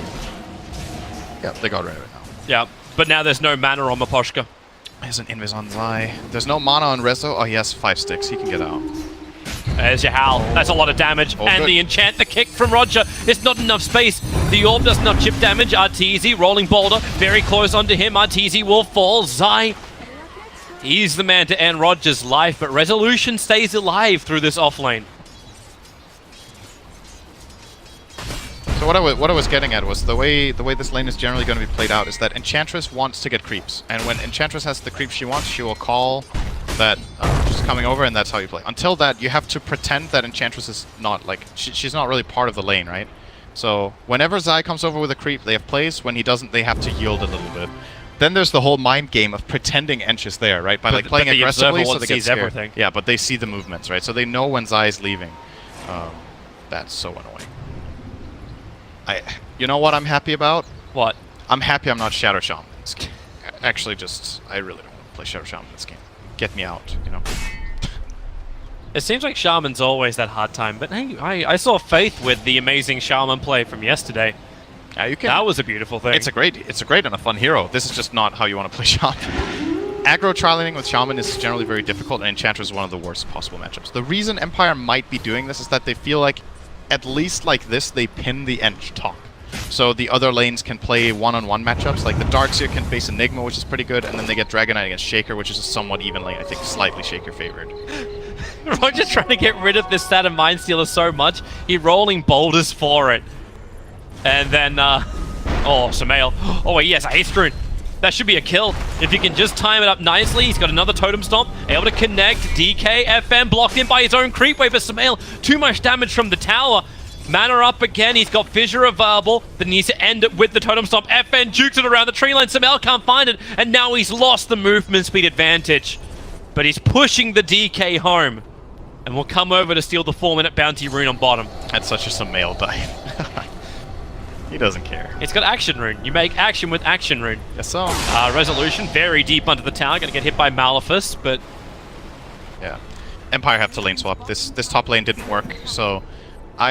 I like the fact that they identified that and don't keep running their heads against a wall, but now the Weaver needs catch-up time. He didn't die top, as you pointed out, but his farm isn't very good, 15 CS minute 5, and he will be playing against an over-leveled Enigma. It's like a full level ahead. So Enigma can play this lane if he wants. He can also just play the triangle here and get good farm. Is Samael actually going to try this? He's got a bounty rune lined up, so if FN stays close enough, Samael can potentially Echo Slam, get a surprise level 6, and then just pop FN down. So there's your first stomp. He hasn't triggered the bounty. There it goes. And level 6, Echo Slam. Zai comes in to say hello, but that was just definitely forefront in their mind. Very, very nicely prepped. It's, you know, that reminds me of the classic play back when Lion used to be played in mid, where you're level 5, you impale stun the wave plus the enemy hero, you get 6 from the impale creep, you kill, and then you skill finger and kill the hero off. Puck will end up going down. Yep. And RTC has 1.5 minutes to get back onto the top CS board. work hard. Hey, he's 4 behind, man. It's actually the Shaker. He's played catch up really, really quickly. Samael is winning at the moment.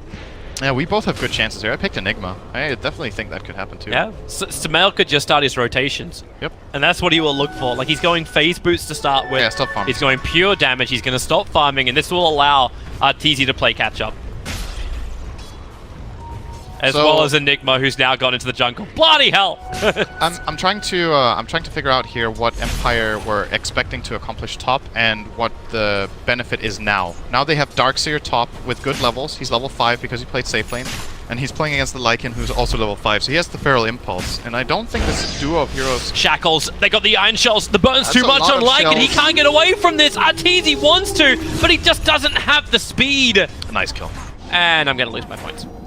I wasn't actually sure they were even going to be able to do that. But 2 level 3 shells with that long shackle. Oh, rolling bolt up. Crit's looking for some revenge. Sumail getting shackled up. Silence from Crit will help break him free. And the totem stomp. Sumail stick charges keeps him alive. The attack. Roger just needs to get in range. They'll cancel the secondary TP. Not sure if that was actually from the bottom, but Crit staying on the back of Miposhka. The rolling boulder forward from Roger. He needs the rock. Sumail prepares. He's got 1 hit, but the Iron Shot burn may be too much. And Miposhka attacks him, ticks him, and Sumail will fall. And it looks like we're all going to be wrong, and FN is actually the winner. Dragon Knight. 7.5 minutes in, and Dragon Knight. Enigma still I'll farming, take Toby. it. It could happen. Oh wait, hang on. Oh, No, it says the result was Sumail. It was 7 minutes, not 7.5. So Sumail's still our win. Hi, Victor. Bloody arse. I trusted you, Sin.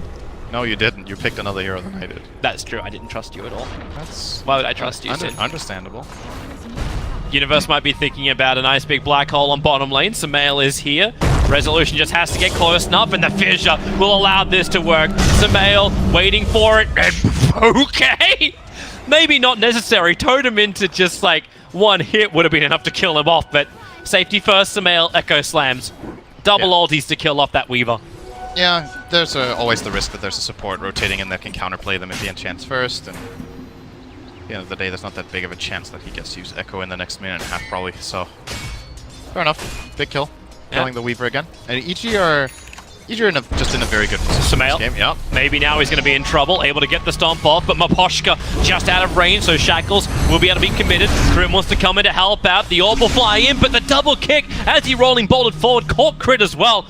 Sumail wants to run, he's got time to bottle up, not to mention his face movement speed, but the best movement speed is Arteezy. Fissure will lock the Earthshaker in with the Earth Spirit.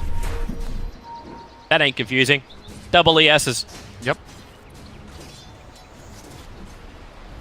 Meanwhile, Zai's having a great time up on top lane. Yeah, so this has gone a bit quiet now, right? The Enchantress was dominating the early laning as he should in this game, and now he's playing... This is a trap that a lot of Enchantress players fall into, where you dominate the lane early, and then you just keep putting pressure. You need to also scale. Like, you need to make sure your hero gets to have an impact later on, and Zai's got a really good balance of that in this game. He wins the lane's stabilized, and he's been farming quite a bit since then. Oh, nice try. That was so close. If he hit that, it would have been a wow. But he didn't, so it's more of a Oh, ow. Ow. An owl, not a wow. I'm not going to give you the W. I don't know. Well, Zai's able to hold this lane pretty nicely. Rolling boulder forward. He's still got the tornado causing troubles for FN underneath the tower. The Iron Shell burn damage hits the Enchantress nicely, but now with the enchant onto the Earth Spirit, he's got no way to get away. The more distance he's got, they need vision, and then Zai can finish the job. They're getting a little bit of it. One more impetus. Rolling boulder. Sumail tried to catch him. He'll have to run through the broken trees, and Roger, hello! Wait, what the hell happened there? Did he just like... He auto-attacked him while flying away. Okay. That's what you can do. Arteezy also just farmed up the Mass Serpent wards in mid and denies the mid-tier 1 tower. It's still, this is good pressure being put by Empire, right? They get this mid tower, they force that down, they're getting top tower very low. At the same time, Resolution's getting space bottom and pushing here. This is good stuff from them. They're making the right moves with the tools that they have right now, making sure that their heroes get a chance to scale back into the game. That's also a thing that often happens in Enchantress games, is that Enchantress like destroys the lanes, but then when the game goes quiet, it doesn't convert into something meaningful enough. And EG's big lead from minute 7 hasn't really grown for the last 5 minutes. It's like flatlined a bit. Time to fight. Arteezy gets scouted out. Miposhka saw him first. The kick is nice, holding Lycan in spot, and well, okay, Resolution. Low on life, but TP's on top of his own shrine, which is warded up quite nicely. The tower very low. The double catapult's actually helping to finish that one off. That's the one controlled up by Zai. Now it's Crit who's on the run. Has himself a level 2 silence. The fissure. Again, really good positioning from Miposhka, ensuring he can get that full shackle duration out, and that fissure stun doesn't stop him from Sumail, and Sumail has to run. 2 seconds till phase boots. Resolution's running after him. Where's the help? Sumail is alone. The rock, it doesn't connect, and the fissure, however, will. 4 heroes stunned up as Sumail starts his retreat. That was very close. If that stone connects, I'm pretty sure Sumail dies. But actually, he had 11 on the wand and the raindrops. I think he's fine no matter what there, and will get out. That's gonna cost him the tower though. FN popping that dragon form, he can just run in and do a couple of attacks here, and that tower will go down. At the same time, Universe is the one farming. Like, EG are just being very, very efficient with the map. Getting a lot of farm everywhere, and Empire are maybe bringing 1 or 2 extra heroes to the party every time, but they're not really getting enough kills to make it worth their while.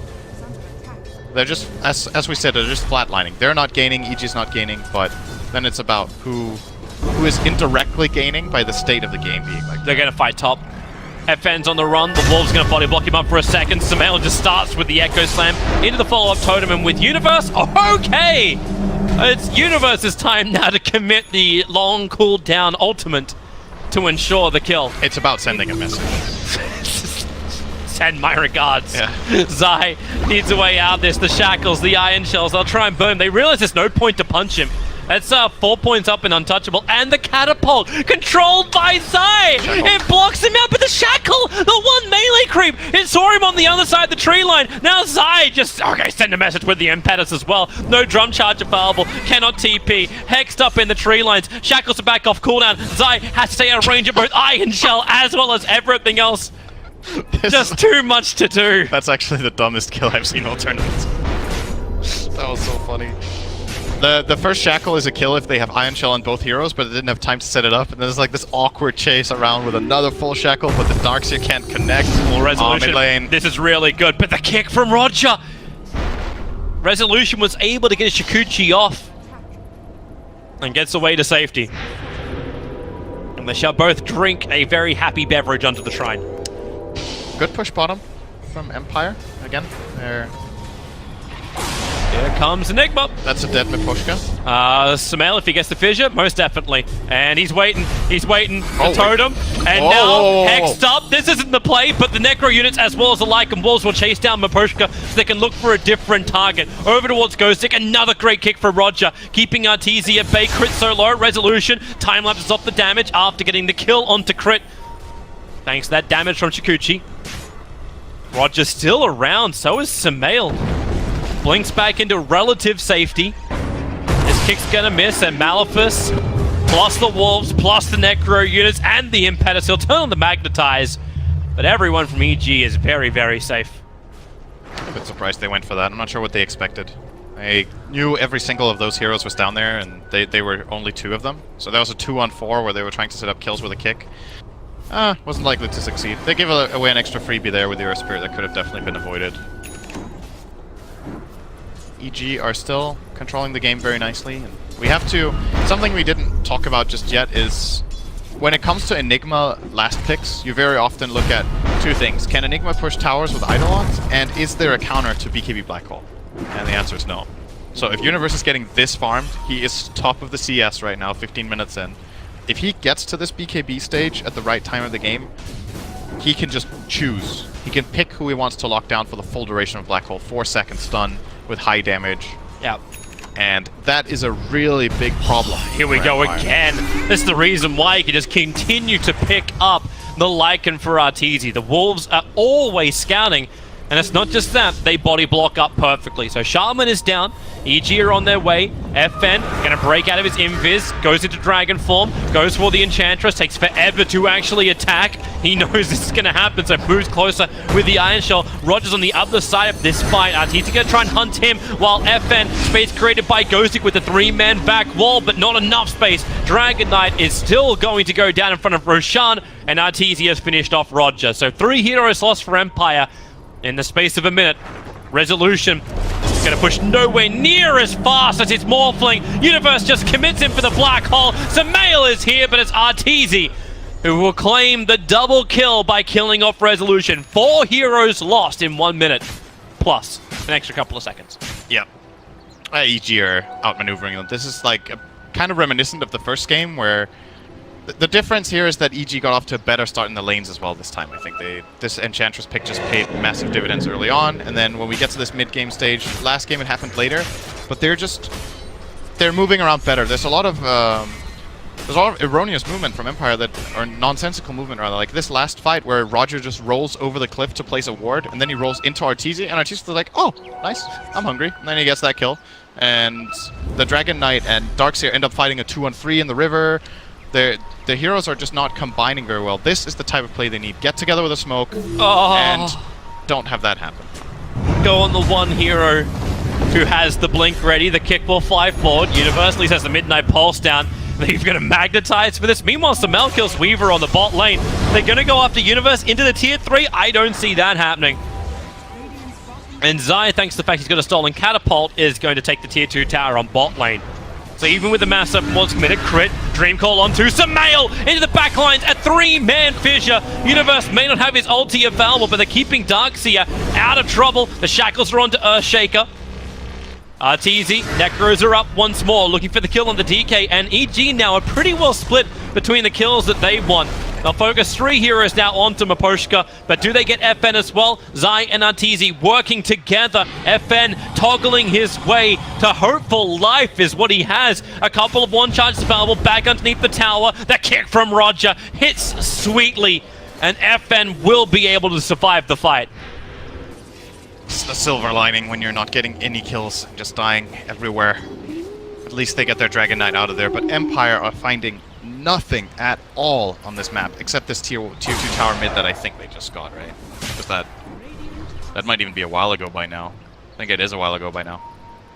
Miposhka killed mid tower, and Zai killed the other tower. Oh, he did. Yeah. That was that one. Yeah, okay, yeah, so it was did that just one. Get that. Yep. I wasn't seeing things, but yeah, the Empire lineup. So this is the problem, right? Is that parts of their lineup really want to go for this 5-man push, and then you have that with Weaver, who doesn't. The Darkseer needs time to build up and farm this mech that he now has, but the rest of the lineup isn't really coming together too well, whereas EG's lineup is very just fast and fighting ready and fighting willing all the time. So there's a bit of a disconnect there from a draft perspective as well from Empire. That's why I didn't like the Weaver pick as much, compared to, say, like the Juggernaut or the Venno that we talked about that could maybe contribute to this 5-man push. And then you commit to that strategy, and maybe it's not good enough, maybe you lose, but this is... It just seems unlikely for this Weaver to end up having a good game under these circumstances. It's like a half and half for you, is it? Exactly, and sometimes these hybrid lineups that are a little bit of this, a little bit of that are good. I just don't think this particular mix of heroes feels that good against what EG are running this time around. Well, the mass open wars are down once more, and Empire really want to be able to take out this top tier 2 tower, and they will be able to get it. But Samael plus the Gen group, they're now going to chip into the bottom tier 3 tower. Crit, hoping to cancel off some kind of the TPs. They have an aggressive Observer Ward down from Empire. And looks like Crit, well, yeah, there you go. Jumping in, stopping the Resolution from coming back, forcing the rest of Empire to continue to look this way. Meanwhile, that tier 3 tower has lost 1/3 of its life. Or 1/4 of its life. And they're going to keep fighting? Darkseer and DK aren't here. Resolution, Miposhka, and Roger, they want to try and find something. They find Samael, but then again, who really has found who? Roger turns on the Magnetize, and they try to bail out and then fake EG into a fight? This opens up Roshan if EG want to slip in. A lot of these movements and setups that they've tried to make with the Earth Spirit just haven't worked. And I think they're getting a bit... They've seemed very desperate for the last minutes on their moves, or maybe even all last 10 minutes. Roger's moves just haven't worked. He's level 6, minute 20 now in this Earth Spirit, and he's just like, you know, he's just desperately trying to find something to get back into the game. That's just not the way to do it. EG are reading them very well and outplaying them on these movements, and as a result, this Earth Spirit's just starting to become a non-factor almost. It's not where you want to be at Earth. Zai just stole the DK illusion, gonna send it back up the hill towards the shrine to scat out both Roger as well as the DK who blinks away. Arteezy gonna commit dog form. Roger goes for the rolling boulder kick. He thought Roshan would be lower, and now Crit's gonna kill him with the orb thanks to the bonus damage of the Roshan slam. EG will take Roshan, and now they're looking to take more. The Malphite stun on FN. Arteezy with dog form means he moves so quickly. Shapeshift will wear off now, but Crit will hold him in position thanks to the Dream Call and the follow-up stun and damage from Samael. Samael is unstoppable. A 7-1-7 on that Earthshaker. Real solid performance all around from EG. Yeah. There's not much else to say. They're just, they're playing a good game. just like they were in the last one. This one is a bit more one-sided than the last. They're looking for the opening. Ghostic good back, wall. 3-man wall with a rolling ball to fall, but Universe, the black hole is down. Darkseer and Shaman caught in it, going for a spin. Samael, too much damage from the wards. But remember, he has that Aegis the Immortal. He'll come back to life. Universe was lost for the cause. But 3 heroes still down for Team Empire. And it's enough to dissuade EG from going any further here. That was a great back wall into Earth Spirit combo, but there were 2 things missing there. Oh, actually only 1 thing missing. It's a pretty big one. They didn't have the Dragon Knight. He was dead. Yeah. So this combo could have been super sick with a... You imagine his splash damage couple kicking splash in. attacks on the Breathe Fire would have given them like 3 or 4 kills there. But, you know, that's the kind of thing that happens in those situations. The fight isn't even going to break out if he's alive, because then EG will not be in that position. More than likely, anyway. Samael, Mr. Invis Rune, Mr. Echo Slam, gonna die. and bomb, Mapochka quick on the Hex, and now maybe they can turn it around. Earthshaker shackled up, Lycan units are coming over, and they're focusing onto Mapochka, who I think understands he might have sacrificed himself for the greater good. The kicks, trying to keep the Necro units under control and away from their support. Duke could get the Wolf away, and they will. So Samael, that's a big streak to end. Resolution just got 736 gold for that. Nice read from Miposhka to be in that position. Just wait. Had a feeling maybe... I don't know if they saw the Invis Rune get picked up, but he was just protecting the Weaver, having a feeling that it could happen. They never even saw him come over. Like, there's no observer ward there at all. They have the 1 sentry up next to their shrine, but it is not coupled with an ops. So they didn't see his movement in.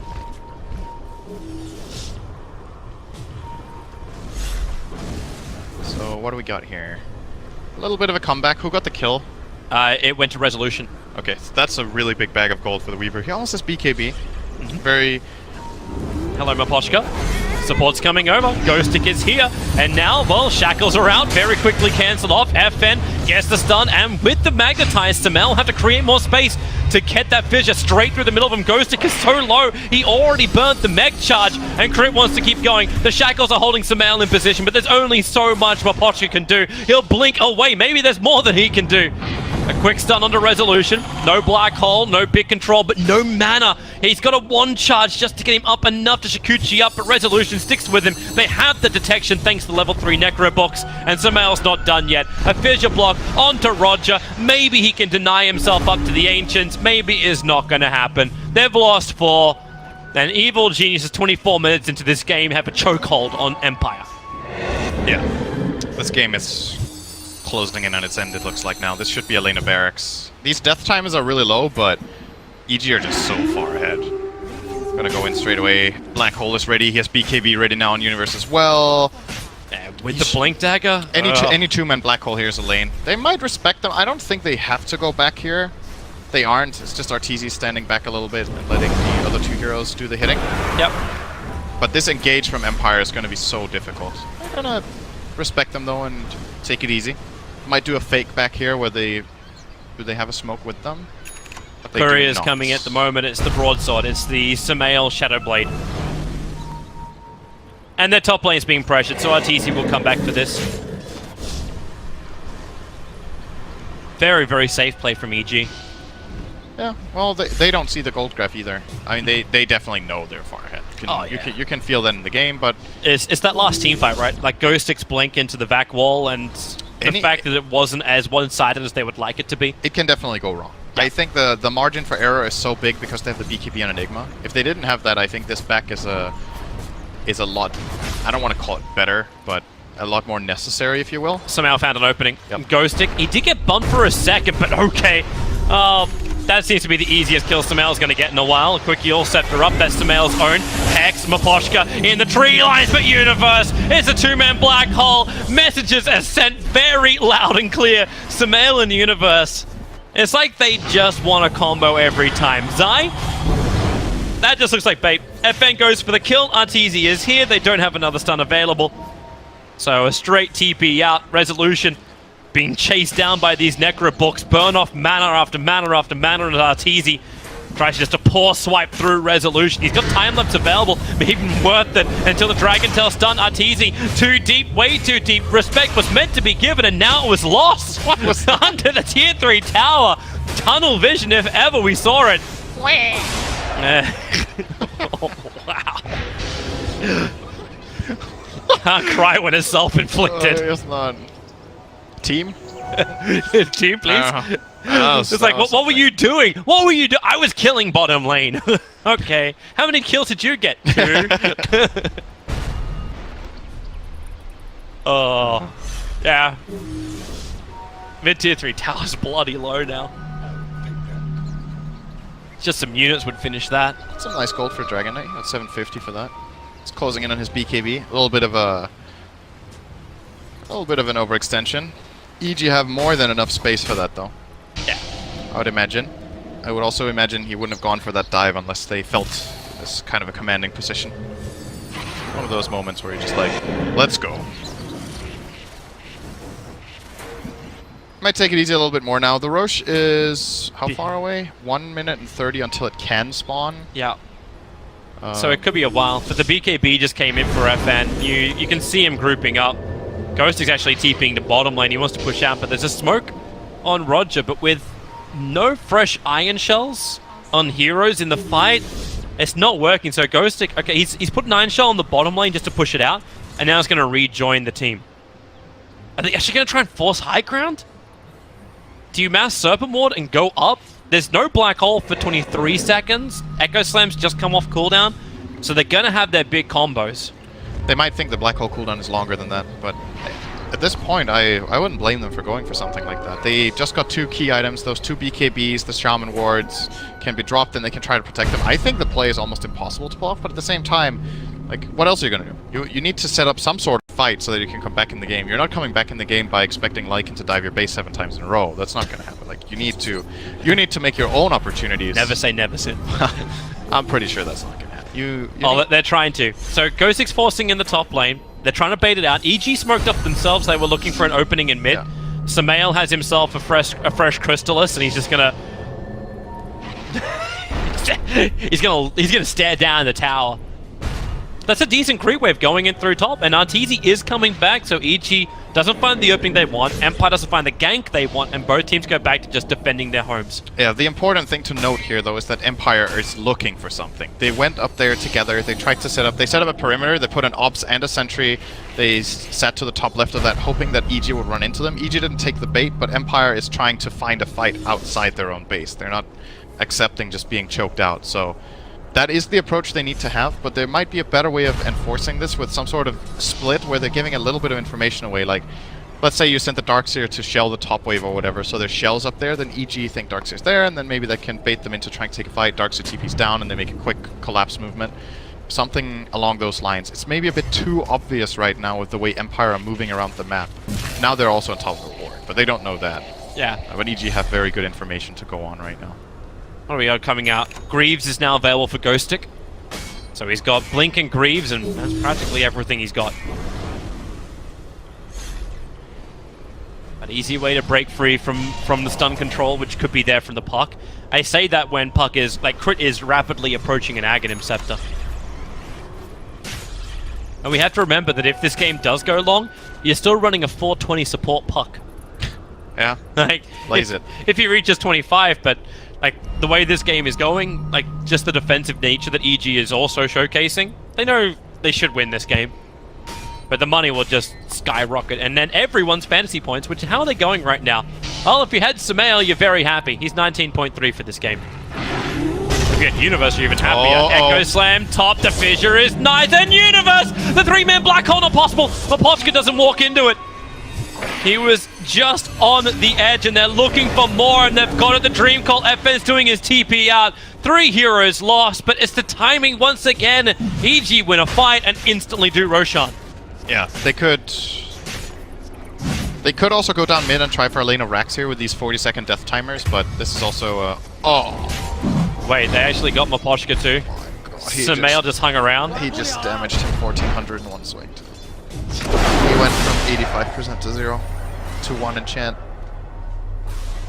It's already a hard Shaman game, man.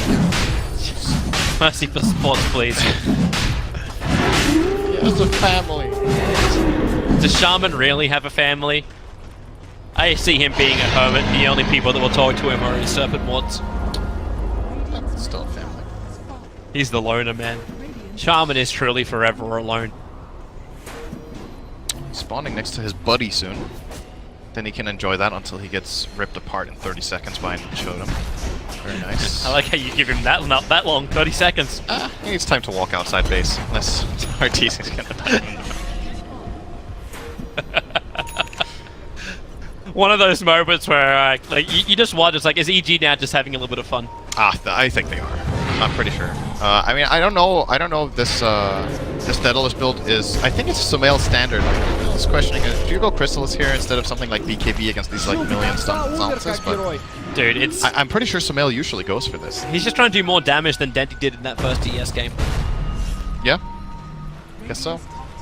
And that hit pretty damn hard. You give him Howl, you give him like all these buff ups, combining it up with the full Daedalus. Crit's gonna come in, they break the smoke, Crit, quick blink away. And Empire once again begging for a fight. Sumail unable to hit his target, but Pochka too quick on his blink. And get the hell out. Hex and run. Hex and run. Whoa, Reza? Hex and Rez. He just time us back into that? Yep. Yules goes to creates a little bit of space. Sumail into the cover of his Shadow Blade. But he has the Aegis Immortal. Even if they kill Sumail, they won't see it as a win. And Crit, the Dream Coil. It cancelled the TP out from the Earth Spirit. Shaman can now do his, but no, that won't work either. Malphur Stun will do its work. 2 down for Empire. They still at least have the combination with the Darkseer, and this time the DK is alive, but they don't have the kick stun from the Earth Spirit they need. 17 seconds until that's up, but they have the fortification to buy time. Black Hole is ready. Universe. He still has the highest. He has the highest net worth of the game as well, not just the highest CL. Yeah. Wonderful Octarine. If you picked him in your fantasy team, I think he's pretty valuable this game. An off-laner that gets top net worth in the game is kind of crazy. Oh, there we go! They jump in, they go for the stun. They're trying to bring down Zai. Arteezy ripping apart Pochka. He lasted longer than 30 seconds, so congratulations to him. But Universe, blink in. Now you do your black hole, holding DK in position while the fight on the other side, underneath the shrine. Sumail is trying to go on Roger, but they know it's over. It's GG. They've lost too many. Empire not only out of the lobby, they're out of the game. GG. Yeah, GG. EG are looking really good today. These 2 games were very good. I'm not sure how to place Empire because, you know, you always look good by comparison, right? Like yesterday, I think EG went 3-3. They had 3 draws, I think, against various teams. We cast their game against TNC. I know they drew that. Yep. They drew against Liquid, and they drew against IGV. But they were IGV. They were all hard games though. Like I don't think any of their opponents. I don't think any opponent here really at TI is someone you're going to say we get a walkover. Like it was the same when we cast the Infamous games. Like, oh, you can have a nope, not a walkover. That was a draw as well. But yeah, it's still a good start for EG's day. They still have, I believe, 1 more series to play later today. One set. And of course, there are more series coming up. Cinder and I are about to be replaced as we have. We got fired. We See you guys. We have Capitalist and Draskell who will be coming up to cast. They have Newbie Execration, TNC Empire, and IG versus Execration as the last games to wrap us up on Stream 3. I believe Sind will be appearing on the last game of Stream 2, which is LFY Cloud9. I'll be appearing in 2 games' time on Stream 2 as well for Secret versus IG Vitality. Yep. Where I'll be casting, I believe, with Blitz. So that'll be some good fun. So stay tuned for all of that, and we'll see you for more TI streams in just a bit. Bye-bye.